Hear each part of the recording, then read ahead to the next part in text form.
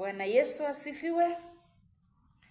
Tena neno letu la leo latoka katika kitabu cha Judges 4 and 1 to verse 1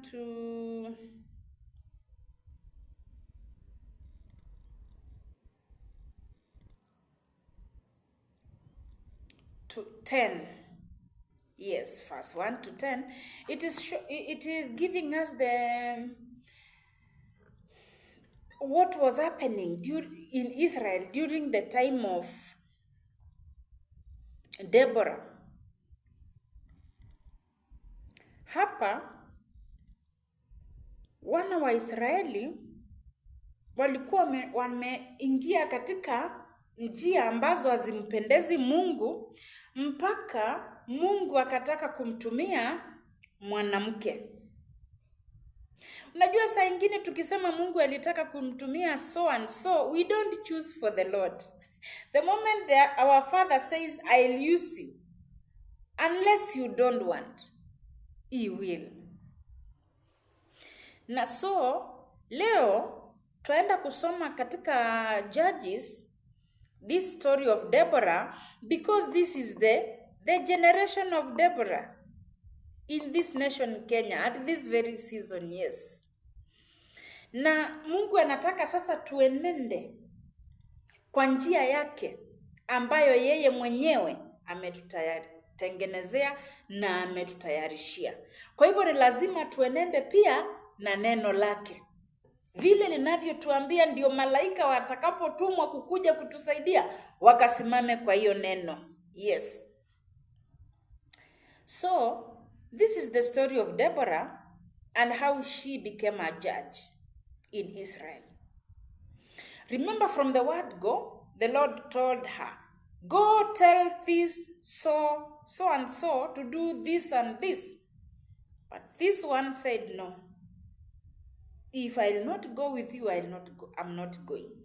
And so this Deborah is telling him, if I'll go with you to war, then the praises shall come to a woman. And he is okay with that. And so let us read.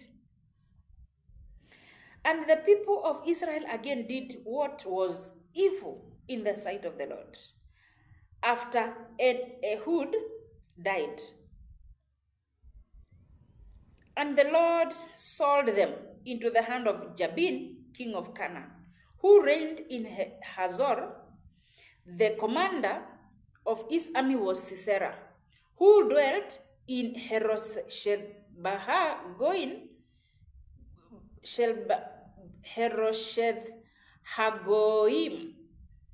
That was the place this man stayed, Sisera.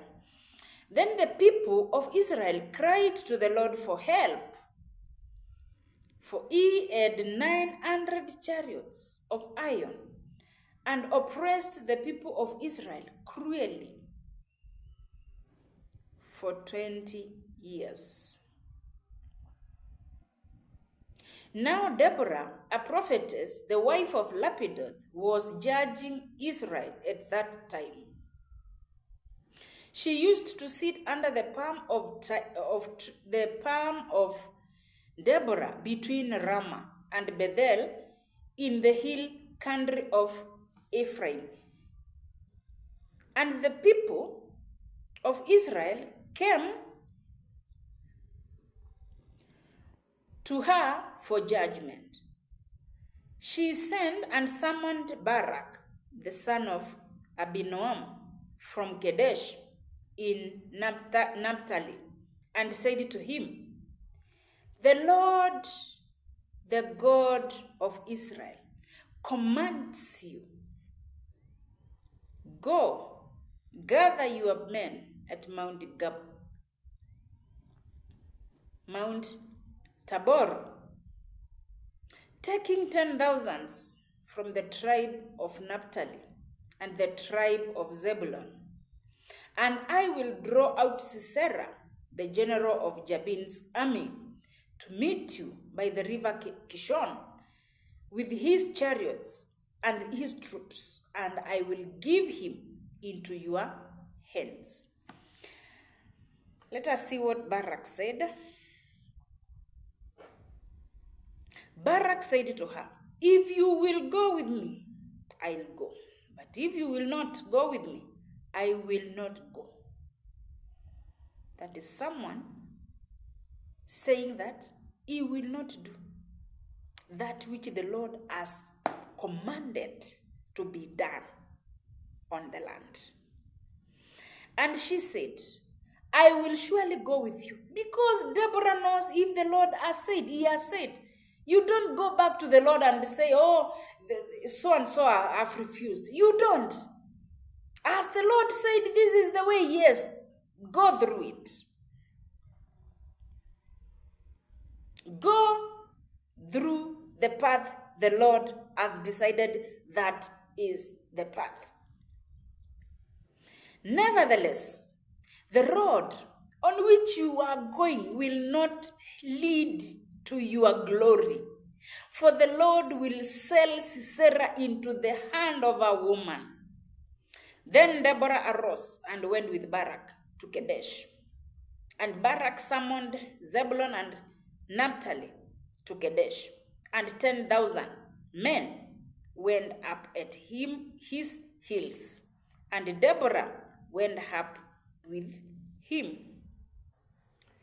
Today we are not going, we shall again come back to this book because it's a very wonderful book to all women who have been given a chance by the Almighty God to do some kind of a work here on earth.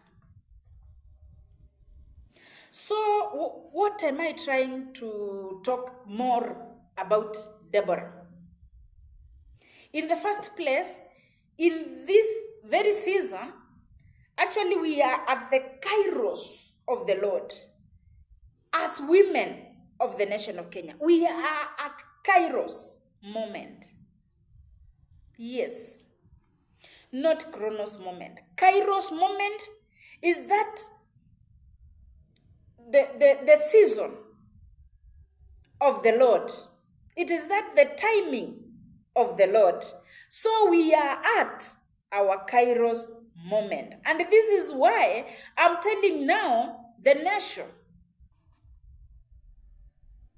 I have tried my best to explain some work the Lord wanted it to be done by this very current government. But because it has not been done, I will not go back to the Lord to tell him the work has not been done. I'll do it. Just like Deborah did. Deborah was told, go tell so and so to do this and this. I'm selling this troop of army to you. I'm selling the army of Sisera to you. The Lord has already said, because they were passing through a lot of oppressions. Yes.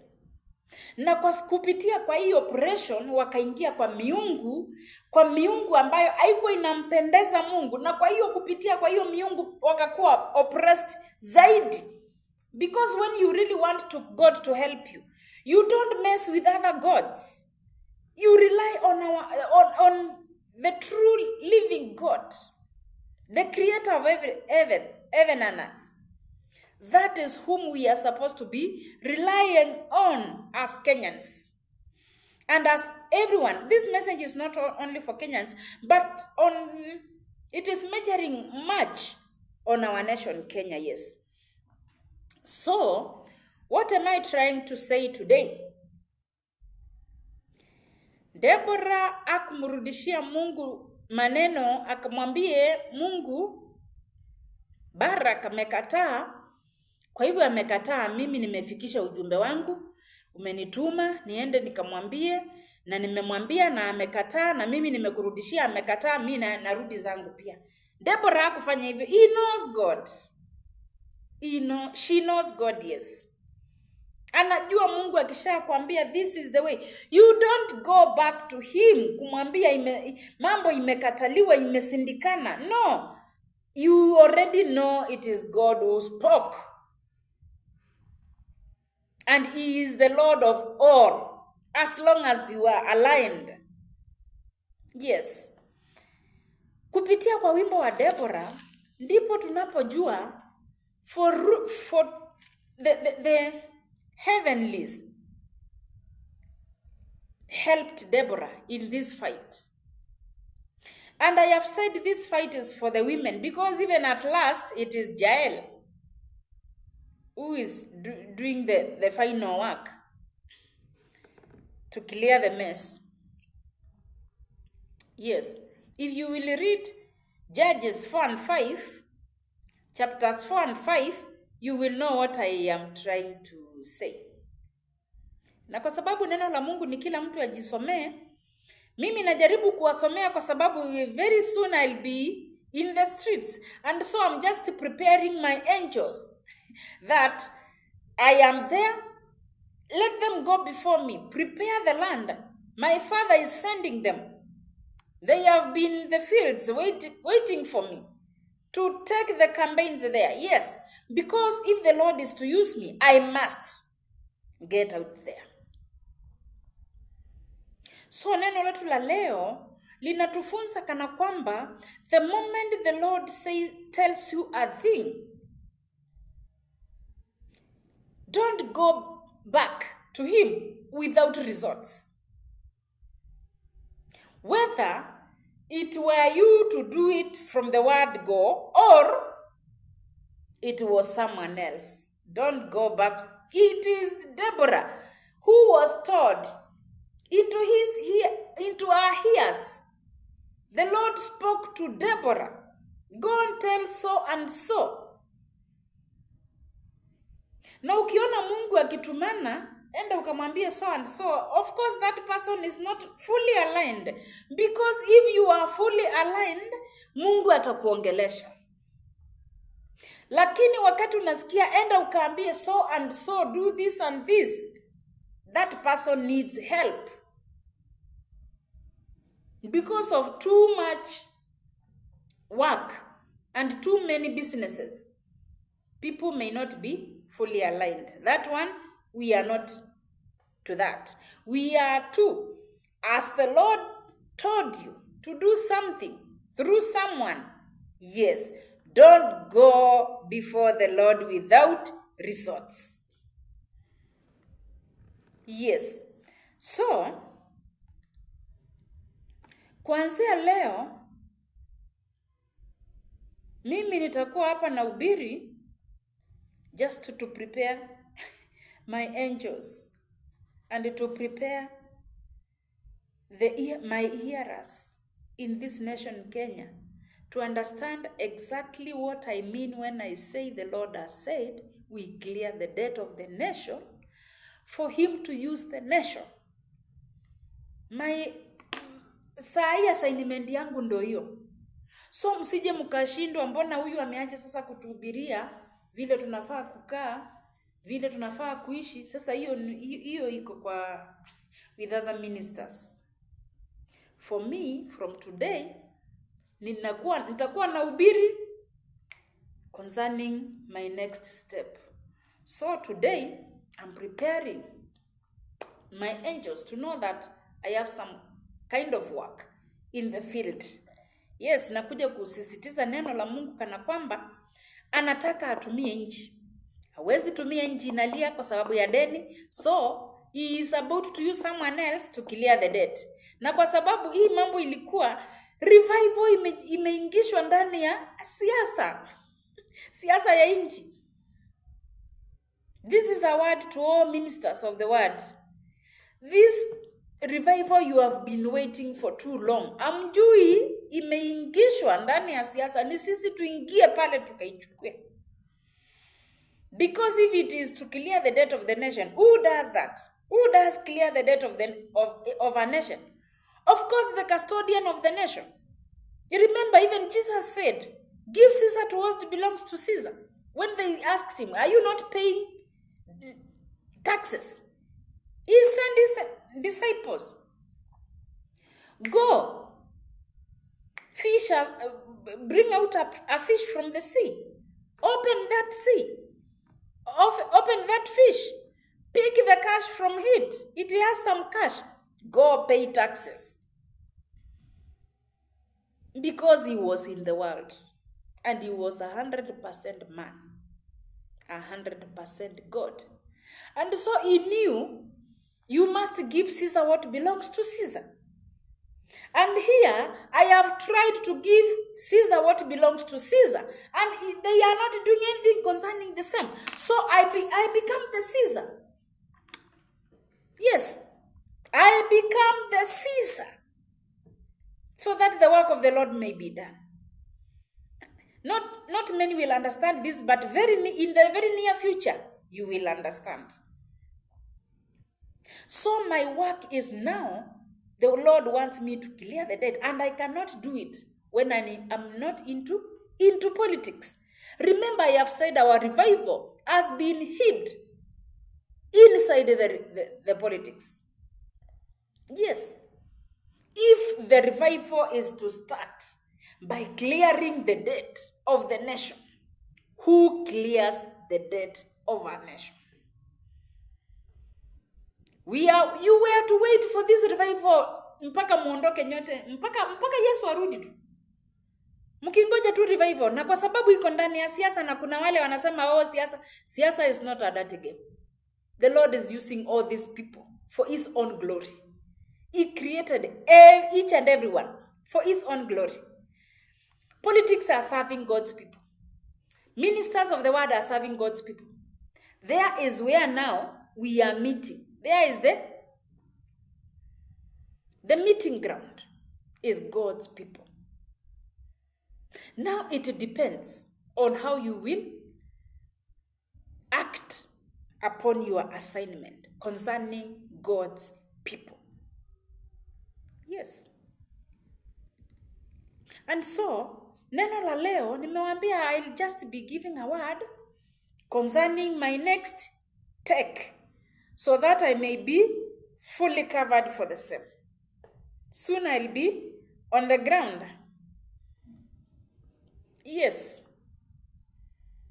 Trying to sensitize people that I'll be vying for the presidency of this nation, Kenya. Because I have the key of economy of this, and I cannot hold it any longer. I must release it. Releasing is doing that which I was created for. First, clearing the debt of the nation. Second, I have 2 other assignments. My assignments are 3. Yes. So you will just see them. So ujumbe wa leo ni Mungu ametumana. Ndio. Kama ametumana utamrudishia stories. I cannot take stories back to my father. I will only take their results and positive results. I have done it, my father. Yes. That is what I'll take back to my father. I have done it. That which you told me to go and do. That which you created me for. I have done it. And that is why I'm telling you, I'm coming in the streets to sensitize the voters. You have the voters. You have the votes. Because I said, this one of 2022, 2027, it's about votes. So I'll be requesting for those votes. Yes. Yeah. Sina ujumbe mwingine kupita hiyo maneno. Sina maneno ingine. Ni nyinyi muombe Mungu atende vile alikusudia kutenda, maana atatenda, ni Mungu. Asanteni na muzidi na kusikiliza neno la Mungu. Sikilizeni watumishi wa Mungu wanasema nini concerning the revival. Yes. Tungojeeni revival tukijipanga na laini ya revival.